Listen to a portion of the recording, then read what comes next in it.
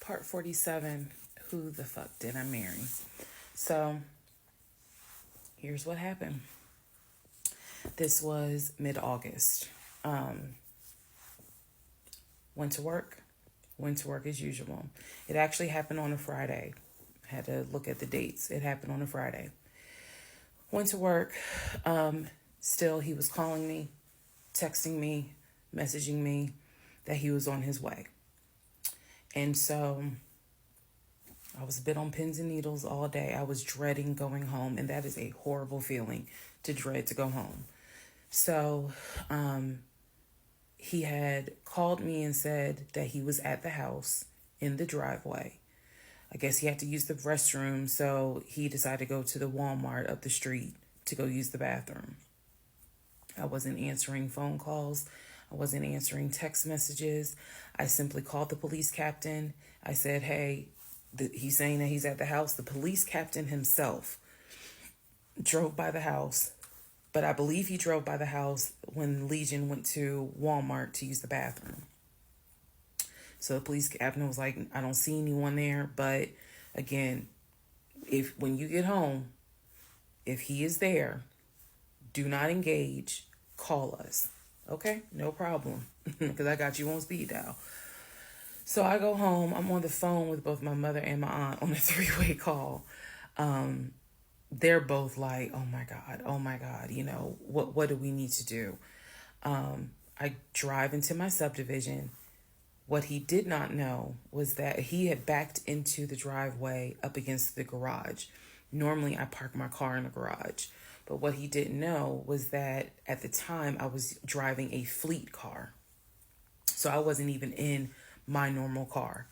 And I know that he was waiting to see my car, the Nissan Altima that he helped get, pull in to the subdivision and then pull in towards my townhome. That didn't happen.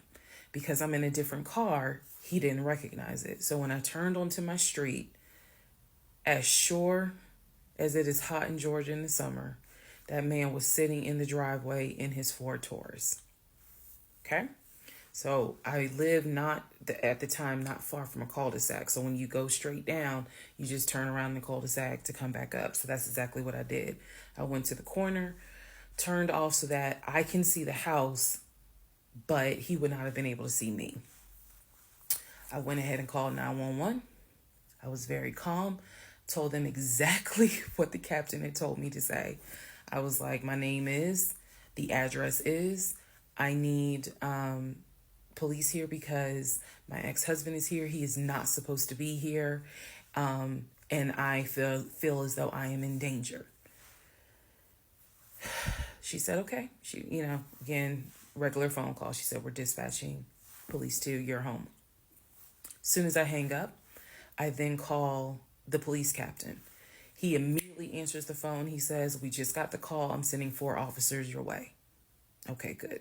Get off the phone. Call my mom and my aunt back because they were both like, call us back. Call them back on 3-way.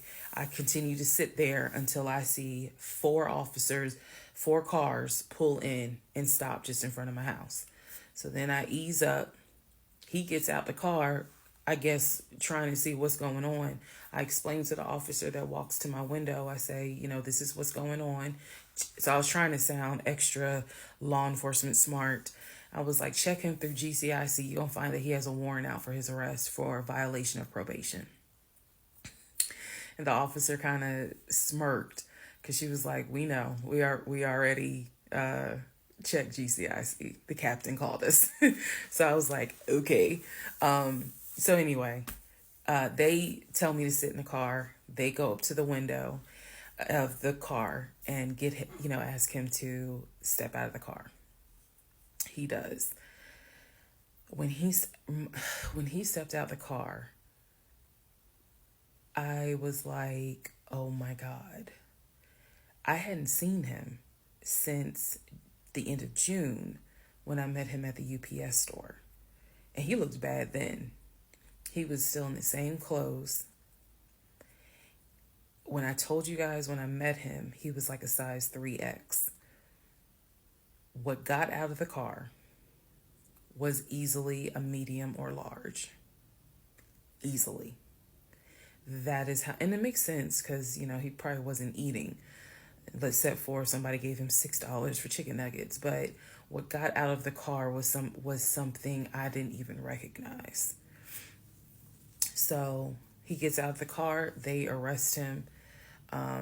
There was no incident or anything like that. He was arrested peacefully. They put him in the back seat. My neighbors are all looking like, what is going on? And so the officer comes up to me and she said, he's asking to speak to you. Do you want to speak to him? I said, yeah. So she walks with me. Keep in mind, she's wearing a body cam. So she walks with me to the window. They put the window down. And I remember looking at him. I was like, I told you not to come. And he said, I just wanted to get my stuff. I just wanted to get the TV. I said, what TV? The TV that you gave me in the divorce? And he was like, yeah, that TV. And I said, it's mine. You gave it to me. I have the fucking text messages proving that you gave me the TV.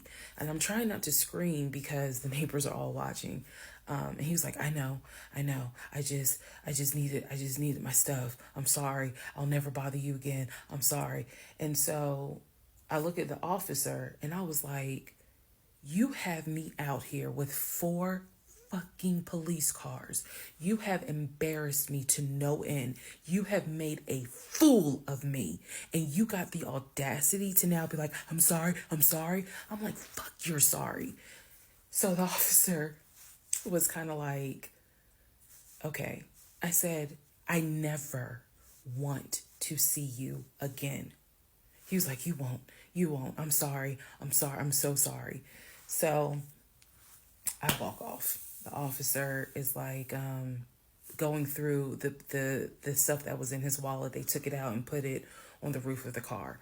So the stuff that was in his pants, like his wallet, his keys, they put it on the roof of the car when they had him get out the car. And so she's just like, I said, did you catch all that on body cam? And she said, yeah. I said, he gave me the TV. And she said, yeah. She's like, we're going to take him in and we'll have somebody look at him, because in her words, she said he's definitely having a mental episode right now in the back seat. And I just shrugged and I was just like, Mike, I just said, I just want to be done with him. I just want to be done.